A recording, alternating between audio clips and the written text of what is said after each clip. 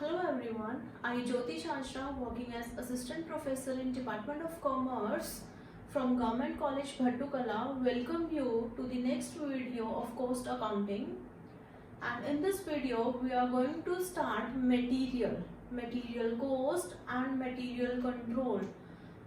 So अब तक हमने पढ़ा था, जो लास्ट वीडियोस थी वहाँ पर हमने क्लासिफिकेशन की थी कॉस्ट की, कि कॉस्ट को हम किस किस चीज़ों में क्लासिफाई कर सकते हैं। बहुत सारे बेसिस किए थे, अकॉर्डिंग टू नेचर हम इनको क्लासिफाई कर सकते हैं, कंट्रोलेबिलिटी के हिसाब से, मैनेजरियल डिसीजंस के हिसाब से, टाइम के हिसाब से, अकाउंटिंग पीरियड के हिसाब से, तो बहुत सारे बेसिस के हिसाब से हमने क्लासिफिकेशन की थी। लेकिन जो मेजर क्लासिफिकेशन रहेगी हमारी, वो रहेगी on the basis of elements या जो नेचर है। तो जो भी कोई प्रोडक्ट को बनाने की कॉस्ट है उसमें मेन हमारी तीन चीजें आती हैं। पहली आती है मटेरियल, मतलब सामान कितना यूज हुआ है, कितनी कॉस्ट का, कितनी लागत हमारी मटेरियल पर लगी है, सामान पर लगी है। सेकेंड एलिमेंट हमारा आता है लेबर,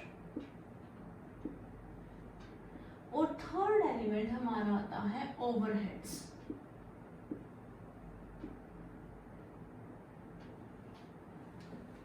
मटेरियल भी अब हमारा दो टाइप का था, डायरेक्ट मटेरियल मतलब जो किसी पर्टिकुलर प्रोडक्ट को बनाने के लिए डायरेक्टली हम उसको असरटेन करते हैं, डायरेक्टली हम उसको यूज कर रहे हैं, या हमें दिख रहा है उस पर्टिकुलर प्रोडक्ट में वो मटेरियल लगा है, सो वो होगा हमारा डायरेक्ट मटेरियल। और इनडायरेक्ट मटेरियल वो सारा मटेरियल होता है जो उस पर्टिकुलर प्रोडक्ट की प्रोडक्शन में या स्मूथ प्रोडक्शन में हेल्प करता है। सो मटेरियल जो है that is direct and indirect, ये सब हम पहले वीडियोस में कर चुके हैं। इसी तरीके से जो लेबर है, जो ह्यूमन एलिमेंट है, ह्यूमन रिसोर्सेज हमारे कहाँ कहाँ यूज हुए हैं, अगर जो लोग डायरेक्ट प्रोडक्शन प्रोसेस में यूज हो रहे हैं या प्रोडक्शन प्रोसेस में इन्वॉल्व हो रहे हैं, वो हो जाएंगे हमारे डायरेक्ट लेबर।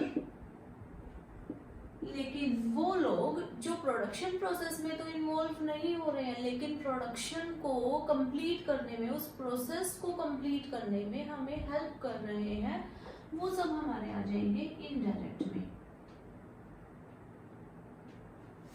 अब बात करते हैं हम ओवरहेड्स की। यहाँ पर पहले हमने पढ़ा था एक्सपेंसेस। एक्सपेंसेस भी हमने दो टाइप के किए थे, डायरेक्ट एंड इनडायरेक्ट। अगर आपको याद है तो हमने बोला था कि जो ओवरहेड्स हैं वो किन किन को मिलाकर बनता है, इनडायरेक्ट मटेरियल, इनडायरेक्ट लेबर और एक्सपेंसेस का जो इनडायरेक्ट पार्ट था। जब भी अब हम मटेरियल की बात करेंगे या मटेरियल कॉस्ट की बात करेंगे या मटेरियल कंट्रोल की बात करेंगे, तो हम क्या चीज लेंगे, सिर्फ डायरेक्ट मटेरियल। ये चीज याद रखना, हम सिर्फ डायरेक्ट मटेरियल की बात कर रहे हैं, इनडायरेक्ट को हम स्टडी करेंगे हमारे ओवरहेड्स के सेक्शन में। मटेरियल कॉस्ट को जब हम कैलकुलेट करते हैं तो हमारी मेन चीज आएगी डायरेक्ट मटेरियल, कि हमारा डायरेक्ट मटेरियल है वो हमारा कितना लगा है। अब अगर हम कोई भी प्रोडक्ट बना रहे हैं तो उसमें जो मेन एलिमेंट है या सबसे ज्यादा जो कॉस्ट होती है वो हमारे मटेरियल की लगती है।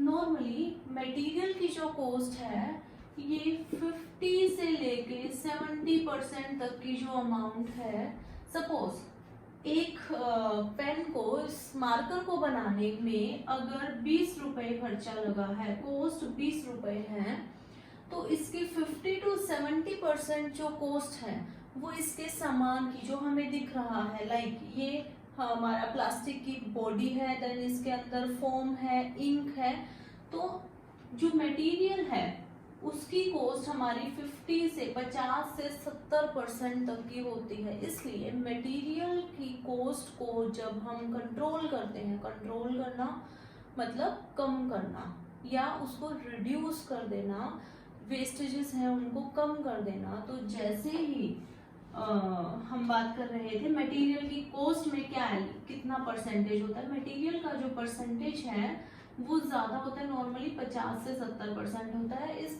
मार्कर को मैन्युफैक्चर करने में अगर 20 रुपए की लागत लग रही है तो 12 रुपए जो है सपोज वो मटेरियल के लग रहे हैं, लेबर के लग रहे हैं हमारे 5 रुपीज, और ओवरहेड्स जो बाकी सारे इनडायरेक्ट खर्चे हैं वो सारे हमारे आ रहे हैं 3 रुपीज। तो टोटल हो गया हमारा 20 रुपीज कॉस्ट। इसमें अब हम क्या करते हैं, कुछ अपना प्रॉफिट मार्जिन ऐड करते हैं। सपोज मैंने 5 रुपए ऐड कर दिए और मैंने इसका जो सेलिंग प्राइस है वो रख दिया ₹25 पर मार्कर।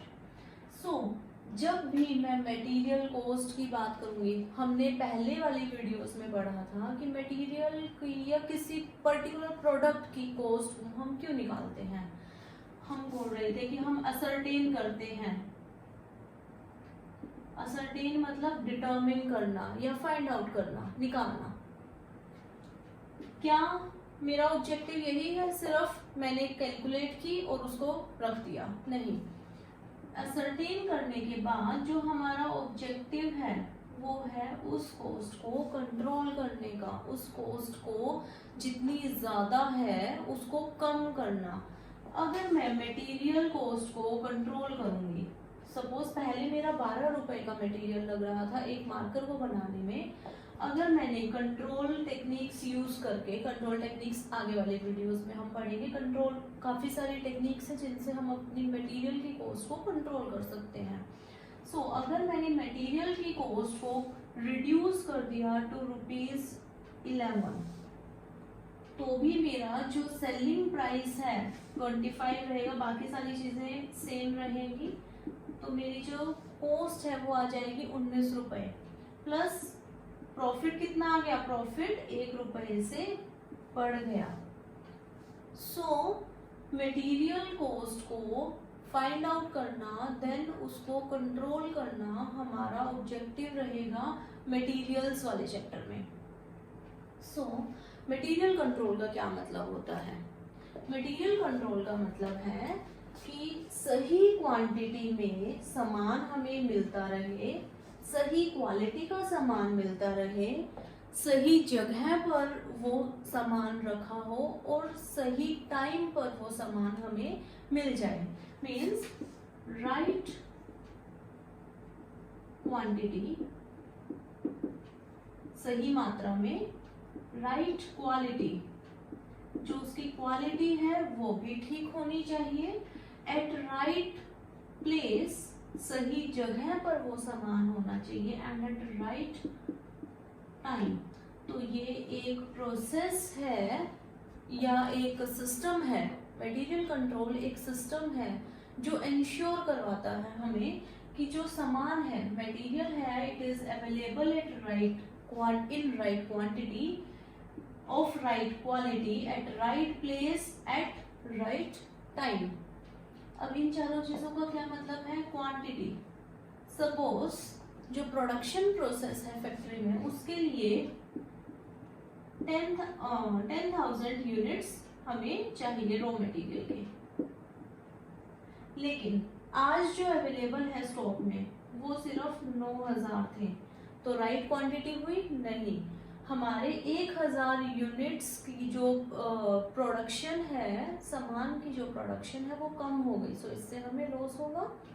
दूसरा, हमें सामान तो चाहिए था अच्छी क्वालिटी का, क्योंकि हम चार्जेस उसी अकॉर्डिंग ले रहे थे या सेलिंग प्राइस हमारा उसी अकॉर्डिंग सेट था, लेकिन जो रॉ मटेरियल है वो इंफीरियर क्वालिटी का आ गया। इंफीरियर या पुअर हम बोल सकते हैं, घटिया क्वालिटी का रॉ मटेरियल मैंने यूज कर लिया।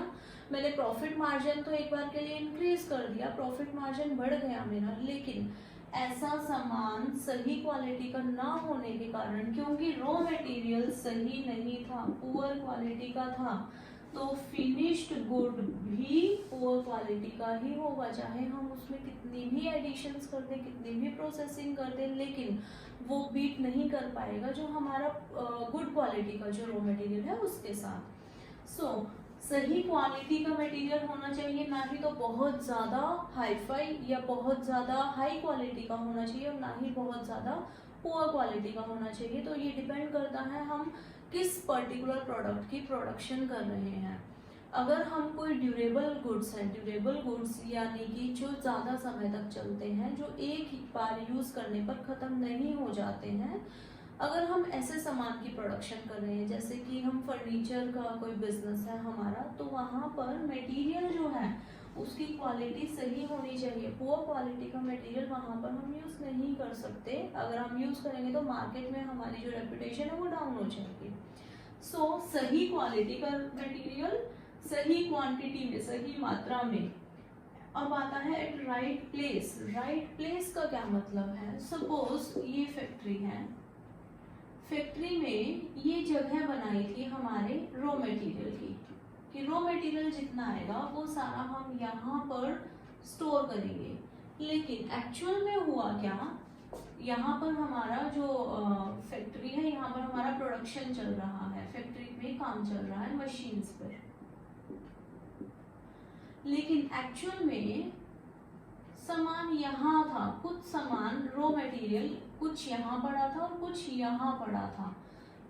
तो इससे क्या हुआ, जब भी यहाँ पर हमें सामान चाहिए तो एज पर रूल या एज पर जो हमें इंस्ट्रक्शंस मिले हुए हैं, रॉ मटेरियल तो यहाँ से जाएगा, क्योंकि ये उस रॉ मटेरियल को स्टोर करने की जगह थी। लेकिन कुछ रॉ मटेरियल यहाँ पर भी पड़ा था, तो वो सही जगह पर नहीं है।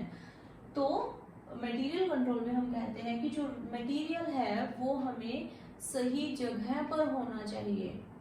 देन आता है एट राइट टाइम। अभी हमने बात की थी, आज हमें डे 1 लगा लीजिए, डे 1 पे हमें 10,000 यूनिट्स ऑफ रॉ मटेरियल चाहिए थे, ताकि हम अपनी जो फैक्ट्री में प्रोडक्शन कर सकें। लेकिन अवेलेबिलिटी कितनी थी? 9,000। बाकी हमने क्या बोला, जो परचेज मैनेजर है उसने कहा कि बाकी सामान अभी आने वाला है, अभी तक आया नहीं है। तो उस 1,000 यूनिट्स के लिए हम वेट तो नहीं कर सकते, क्योंकि इससे हमारी जो बाकी फैक्टर्स ऑफ प्रोडक्शन है, जैसे मशीन हो गई, हमारे ह्यूमन रिसोर्सेज हो गए, तो वो सारे वेस्ट हो जाएंगे, आइडल बैठे रहेंगे, वो खाली बैठे रहेंगे। सो सही क्वांटिटी का मटेरियल, सही क्वालिटी का, सही जगह पर और सही समय पर होना, उसको हम कहेंगे मटेरियल कंट्रोल। नेक्स्ट हम डिस्कस करेंगे level of material control. Material control के कितने लेवल होते हैं? नॉर्मली जो मटेरियल है या मटेरियल कंट्रोल है वो 2 लेवल पर हमारा चलता है। फर्स्ट हमने मीनिंग कर लिया मटेरियल कंट्रोल का, सेकंड आता है अब लेवल्स ऑफ मटेरियल कंट्रोल।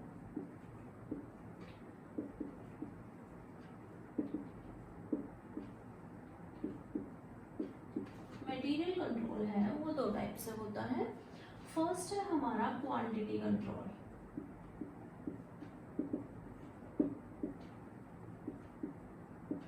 और सेकंड आता है financial control.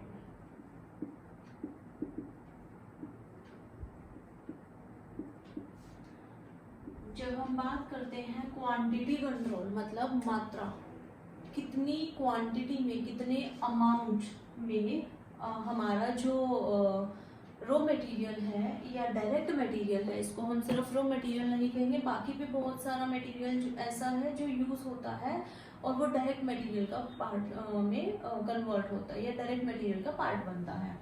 So quantity control में हम इंश्योर करेंगे कि सही क्वांटिटी में हमारा मटेरियल होना चाहिए, ना ही तो वो बहुत ज़्यादा होना चाहिए, बहुत हाई स्टॉकिंग नहीं होनी चाहिए और ना ही बहुत ज़्यादा कम स्टॉकिंग होनी चाहिए। तो एप्रोप्रिएट अमाउंट में, सही अमाउंट में, सही मात्रा में, सही क्वांटिटी में मटेरियल अवेलेबल होना चाहिए हमारी फैक्ट्री में, ताकि हमारा जो प्रोडक्शन प्रोसेस है, फैक्ट्री में जो सामान की प्रोडक्शन हो रहा है वो हैम्पर ना हो, वो रुके ना, वो इंटरप्ट ना हो। सेकेंड आता है फाइनेंशियल कंट्रोल। फाइनेंशियल कंट्रोल में हम बात करेंगे पैसों की। अब आज मुझे रॉ मटेरियल चाहिए था 10,000 यूनिट्स, और मेरा एक महीने में सपोज 33 लाख यूनिट्स कंज्यूम हो रहा है। ठीक है, फाइनेंशियल कंट्रोल में हम ये देखेंगे कि जो हमारा पैसा है वो कितना हमारे मटेरियल में ब्लॉक हो रखा है। अब अगर मैंने सपोज ये 1 रुपी पर यूनिट का है, ₹1 पर यूनिट, तो मतलब 3 लाख रुपए जो मेरे हैं, अगर मैंने एक महीने का स्टॉक इकट्ठा मंगवा लिया तो ये मेरे 3 लाख रुपए किसमें ब्लॉक हो रखे हैं, मटेरियल में, सामान में। सो फाइनेंशियल कंट्रोल में हम ये देखते हैं, या मैनेजर ये देखता है कि बहुत ज्यादा हाई लेवल की इन्वेस्टमेंट ना हो रखी हो। सपोज मैंने 6 महीने का स्टॉक इकट्ठा कर लिया, 6 महीने का अगर मैंने स्टॉक इकट्ठा कर लिया तो उसके लिए एक तो पहली चीज मेरा पैसा ज्यादा ब्लॉक हो जाएगा, दूसरा मुझे स्पेस ज्यादा चाहिएगा, तीसरा वहां पर स्पॉइलेज ज्यादा होएगी, क्योंकि कुछ मटेरियल ऐसा होता है जो सपोज इवेपोरेट हो जाता है तो हम उसको खुला नहीं छोड़ सकते। कुछ सामान ऐसा होता है जो पानी की वजह से खराब हो जाता है तो उसको हमें प्रॉपर स्टोरेज देनी पड़ती है, प्रॉपर उनको स्टोर करना पड़ता है। कुछ मटेरियल ऐसा है जो हीट में, गर्मी में खराब हो जाता है, सो वहां पर स्पॉइलेज के चांसेस ज्यादा रहेंगे। अगर मैंने ज्यादा इन्वेस्ट कर दिया रॉ मटेरियल में या डायरेक्ट मटेरियल में तो स्पेस भी ज्यादा लगेगा और हमारा जो कैपिटल है वो भी ज्यादा ब्लॉक हो जाएगा। तो फाइनेंशियल कंट्रोल में हम फोकस करते हैं कि जो पैसा है, इन्वेस्टमेंट है, वो बहुत ज्यादा हाई नहीं होनी चाहिए और बहुत ज्यादा लो भी नहीं होनी चाहिए, मीडियम या मॉडरेट लेवल की इन्वेस्टमेंट होनी चाहिए हमारे मटेरियल्स में। नेक्स्ट आता है ऑब्जेक्टिव्स कि ऑब्जेक्टिव्स क्या है, क्या उद्देश्य है हमारा मटेरियल कंट्रोल का। मटेरियल कंट्रोल हम क्यों करना चाहते हैं, देखो इंट्रोडक्शन से कुछ पॉइंट्स आपको क्लियर हो गए होंगे। फर्स्ट है अवेलेबिलिटी। हम ये चाहते हैं जब भी रॉ मटेरियल की जरूरत, जब भी मटेरियल की जरूरत हो, रॉ मटेरियल नहीं, सिर्फ रॉ मटेरियल नहीं, थर्ड की जब हम बात कर रहे हैं, वो उस टाइम पर जब भी जरूरत हो वो उस टाइम पर अवेलेबल हो। ये ना हो कि मेरा प्रोडक्शन प्रोसेस, फैक्ट्री में मशीन्स चल रही हैं, मशीन्स की जो कैपेसिटी है वो 1 लाख यूनिट्स प्रोड्यूस करने की है एक दिन में या एक बैच में, लेकिन रॉ मटेरियल की कमी के कारण मैं वहां पर सिर्फ 50,000 यूनिट्स ही प्रोड्यूस कर रही हूँ। तो यहाँ पर वेस्टेज हुई बहुत ज्यादा। वेस्टेज किसकी हुई, मशीन की हुई। मशीन में जो फ्यूल लगा, जो इलेक्ट्रिसिटी लगी, जो वर्कर्स वहां काम कर रहे हैं वो उतनी ही देर काम कर रहे हैं, उतना ही टाइम उस मशीन को ऑपरेट करने में लग रहा है। लेकिन अगर मेरे पास सामान पूरा होता तो 1 लाख यूनिट्स प्रोड्यूस हो जाते, लेकिन सामान कम था, मटेरियल नहीं था उतना, तो उसकी अनअवेलेबिलिटी के कारण मेरा जो प्रोडक्शन है वो सिर्फ कितना हुआ, 50,000 यूनिट्स का। तो पहला जो ऑब्जेक्टिव है वो रहेगा availability of material at right time, सही समय पर मटेरियल की अवेलेबिलिटी होना। सेकेंड आता है प्रॉपर क्वालिटी। अभी हमने पीछे डिस्कस किया था कि क्वालिटी सही होनी चाहिए। सपोज अब मुझे एक बुक प्रोड्यूस करनी है, एक नहीं बहुत सारी बुक्स प्रोड्यूस करनी है, लेकिन सेम बुक्स प्रोड्यूस करनी है, सपोज कॉस्ट अकाउंटिंग की बुक प्रोड्यूस करनी है, तो इस बुक को बनाने में, प्रिंट करने के लिए जो पेपर चाहिए, पेपर हमारा मटेरियल हुआ और डायरेक्ट मटेरियल हुआ, क्योंकि वो डायरेक्टली उस बुक में यूज हो रहा है, हम एलोकेट कर सकते हैं उसके कॉस्ट को डायरेक्टली। सो अगर मैं न्यूज़पेपर वाला, जो न्यूज़पेपर में वो लगता है, रफ पेपर लगता है, उसको यूज करूं, या जो हमारा मैगजीन्स का पेपर होता है, वो यूज करूं, या दोनों के बीच का एक पेपर है जो ना ही तो बहुत हाई क्वालिटी का है और ना ही बहुत लो क्वालिटी का है, उसको यूज करूं। सो प्रॉपर क्वालिटी का मटेरियल होना चाहिए, और वो क्वालिटी डिपेंड करती है हम किस टाइप के प्रोडक्ट की मैन्युफैक्चरिंग कर रहे हैं अपनी फैक्ट्री में।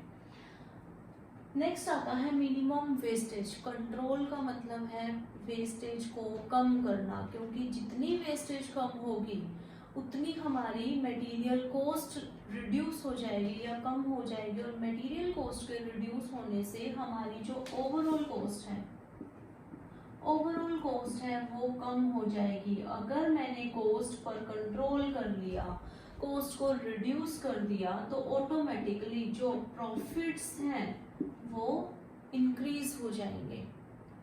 अब कई बार हम देखते हैं कि सेम क्वालिटी का सामान, सेम फीचर्स के जो मटेरियल है वो हमें सपोज 100 रुपीज में मिल रहा है और एक मुझे मिल रहा है 110 रुपए में, लेकिन मैं उसमें क्या कर रही हूँ, कंपैरिजन कर रही हूँ कि इसकी क्वालिटी कैसी है, इसकी क्वालिटी कैसी। सपोज सेम क्वालिटी है तो मैं क्या चीज ज्यादा लेना पसंद करूंगी या प्रोड्यूस ज्यादा करना क्या पसंद करूंगी, ₹100 वाली, क्योंकि यहाँ पर मैं अपना प्रॉफिट मार्जिन इंक्रीज कर सकती हूँ। अब एक पर्सन के अगर कुछ प्रोड्यूस कर रहा है, मटेरियल प्रोड्यूस कर रहा है, सामान कोई प्रोडक्ट प्रोड्यूस कर रहा है, तो उसकी कॉस्ट आ रही है 100 रुपए और दूसरे वाले की आ रही है 110 रुपए। अब अगर ये प्रॉफिट मार्जिन ऐड करे इसमें, अगर ये 5 रुपए भी ऐड करता है तो भी ये फायदे में है, प्रॉफिट्स कमा रहा है। लेकिन अगर ये 2 रुपए भी ऐड कर रहा है तो भी ये लॉस में है, क्योंकि एज रैशनल कंज्यूमर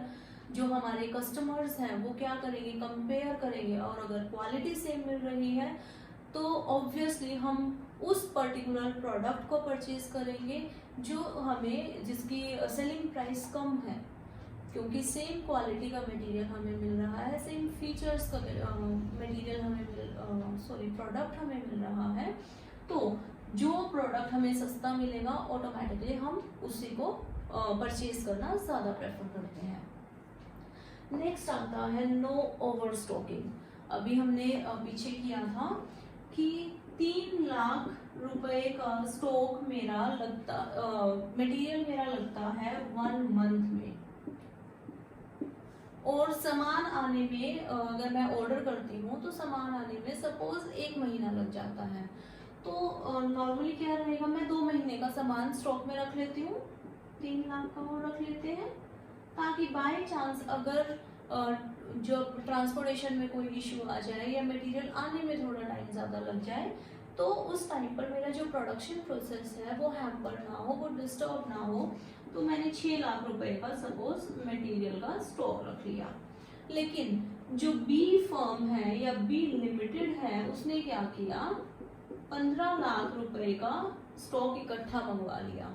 इससे क्या हुआ, इसकी जो कैपिटल है, इसने लोन लेकर, हमने भी लोन लिया था और इसने भी लोन लिया था, तो क्या किया, इसने लोन लेकर 15 लाख रुपए का जो सामान है वो स्टॉक कर लिया। अब इसके ऊपर उसको मिल क्या रहा है, ये तो वेस्ट हो गया, ओवर स्टॉकिंग हो गई, या इन्वेस्टमेंट बहुत ज्यादा हाई हो गई, इसकी वजह से उसको रेंट ज्यादा देना पड़ेगा, गोडाउन ज्यादा बड़ा खरीदना पड़ेगा, इसके ऊपर उसको जो गार्ड्स हैं वो भी असाइन करने पड़ेंगे कि हाँ इस जो मटेरियल है या इस फैक्ट्री में ये वाला गार्ड रहेगा, जो रेंट है वो इंक्रीज हो जाएगा, देन स्पॉइलेज जो है वो इंक्रीज हो जाएगी, डर भी रहेगा कि कहीं सामान इवेपोरेट ना हो जाए, अगर वो इवेपोरेट हो सकता है, डर रहेगा कि सामान खराब ना हो जाए, सामान आउटडेटेड ना हो जाए जो फैशनेबल प्रोडक्ट्स हैं उसमें। सो ओवर स्टॉकिंग या हाई लेवल की इन्वेस्टमेंट से बचने के लिए हमें मटेरियल कंट्रोल की ज़रूरत होती है, ये एक ऑब्जेक्टिव है मटेरियल कंट्रोल का कि अवॉइड करना हमें ओवर स्टॉकिंग को। नेक्स्ट आता है प्रॉपर रिकॉर्ड। हमें प्रॉपर रिकॉर्ड रख सकते हैं जब हम मटेरियल कंट्रोल कर रहे हैं, क्योंकि हमें पता होगा कितना मटेरियल आया है, कितनी क्वांटिटी का आया है, किस रेट पर आया है। सो एक प्रॉपर रिकॉर्ड मेंटेन कर सकते हैं। दूसरा, देन कितना हमारा मटेरियल चला गया है, कितना बच गया है, कितना हमने और मंगवाया है। सो मटेरियल कंट्रोल का ऑब्जेक्टिव रहेगा प्रॉपर रिकॉर्ड मेंटेन करना, ताकि हम रिस्पॉन्सिबिलिटी असाइन कर सकें जो परचेज मैनेजर है उसको, दैट अगर कोई भी प्रॉब्लम आती है देन यू आर रिस्पॉन्सिबल, अगर मटेरियल से रिलेटेड कोई इशू आ रहा है तो। देन आता है परचेज ऑफ मटेरियल। अब हम बात करते हैं हम सामान खरीदते कैसे हैं। तो सामान खरीदने के लिए जो हमारे बिजनेसेस हैं या ऑर्गेनाइजेशंस हैं वहाँ पर दो टाइप की परचेजिंग यूज होती है। फर्स्ट है हमारी सेंट्रलाइज्ड परचेजिंग,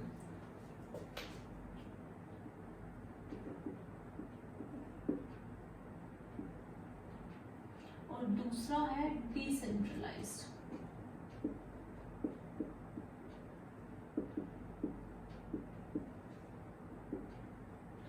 सेंट्रलाइज्ड परचेजिंग में क्या करते हैं हम, एक ही डिपार्टमेंट बनाते हैं, एक अलग से डिपार्टमेंट क्रिएट कर दिया, एक अलग से सेक्शन बना दिया या एक अलग से डिवीजन बना दिया, जिसका काम क्या है, सिर्फ परचेज करना, परचेज ऑफ मटेरियल। जितना भी अलग अलग, सपोज हमारी बहुत सारी फैक्ट्रीज हैं, सपोज 4 फैक्ट्रीज हैं, A B C D, 4 factories में जो प्रोडक्शन प्रोसेस है वो चल रहा है। तो यहाँ पर क्या किया, एक परचेज डिपार्टमेंट बना दिया। इसका काम क्या रहेगा, इस डिपार्टमेंट का काम है जितना भी सामान ए को चाहिए, बी को चाहिए, सी को चाहिए और डी को चाहिए, वो सारे सामान की जो रिक्विजिशंस है वो लेगा और उसके बाद परचेज करेगा।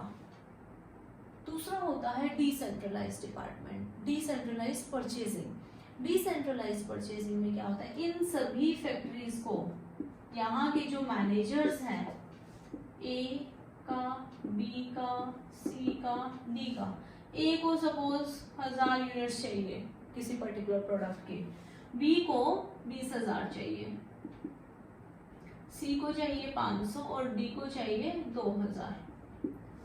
सो इन सभी डिविजन्स के या इन सभी फैक्ट्रीज के जो मैनेजर्स हैं उनको अथॉरिटी दे दी जाती है कि आपको जितना सामान चाहिए आप अपने लेवल पर परचेज करो। ये होता है डिसेंट्रलाइज्ड परचेजिंग। सो 2 टाइप की परचेजिंग होती है, centralised purchasing and decentralised purchasing. Centralised purchasing में एक अलग से डिपार्टमेंट बना दिया जाता है, नया डिपार्टमेंट क्रिएट कर दिया जाता है जो सारा परचेज का काम करता है। जितने भी हमारे फैक्ट्रीज हैं ये जितने भी डिविजन्स हैं वो सारे अपनी अपनी रिक्वायरमेंट्स भेज देते हैं कि ये सामान चाहिए, इस क्वालिटी का चाहिए और इस टाइम पर चाहिए, और वो सारी परचेजिंग करता है फिर परचेज डिपार्टमेंट। नॉर्मली जो परचेज डिपार्टमेंट है या सेंट्रलाइज्ड परचेजिंग है वो होती है जो बड़ी फैक्ट्रीज होती है या बड़े बिजनेसेस होते हैं, बड़ी इंडस्ट्रीज होती हैं, या हम कह सकते हैं बड़ी बिजनेस ऑर्गेनाइजेशंस हैं उनमें, क्योंकि इसको सेटअप करने की जो कॉस्ट है वो ज़्यादा रहती है। इसके लिए हमें प्रॉपर एक इंफ्रास्ट्रक्चर भी चाहिएगा, बिल्डिंग चाहिएगी या एक ऑफिस चाहिएगा जिसको हम वो पर्टिकुलर डिपार्टमेंट बना सकते हैं। उसके लिए ह्यूमन रिसोर्सेज भी चाहिएंगे, बाकी और फैसिलिटीज़ भी चाहिए like printers, computer system, stationery का खर्चा हो गया। सो जो सेंट्रलाइज परचेसिंग है ये बिग ऑर्गेनाइजेशंस में काम करती है, और जो छोटी ऑर्गेनाइजेशंस है नॉर्मली वहाँ पर डिसेंट्रलाइज्ड परचेसिंग ही होती है।